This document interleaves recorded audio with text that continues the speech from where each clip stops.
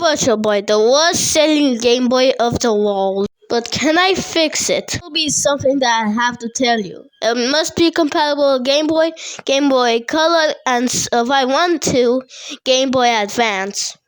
It will be called the Virtual Boy X? No, it will be called the Game Boy headset. First of all, we have to change a couple of things. But before we change a couple of things, let's see the Lord of the Virtual Boy. It was, I don't know.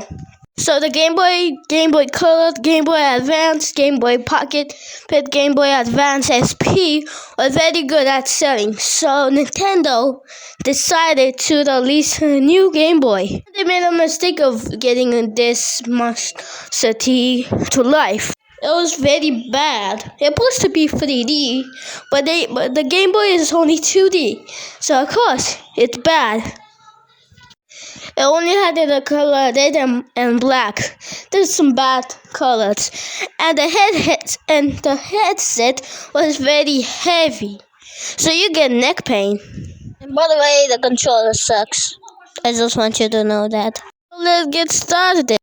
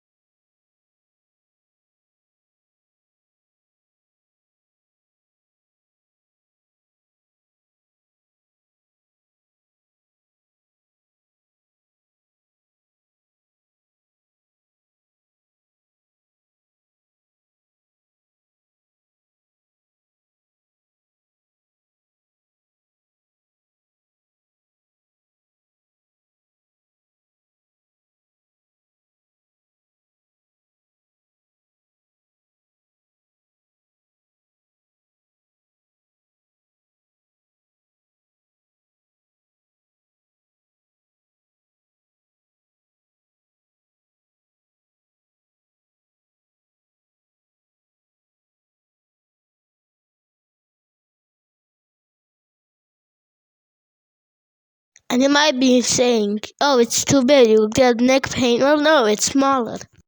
If you see two slots on the headset, there's one for the Game Boy games and one for the Game Boy Advance games. Its Game Boy controls two controls, one for the A and B button, and another for the D-pad. And there's another button. What is it does? Well, it just stands to play two on your games. So there you have it. I fixed it. I fixed the Virtual Boy. And subscribe and credit to this guy for the Yoshi's Crafted World scenes, and see you to the next ones. Bye bye.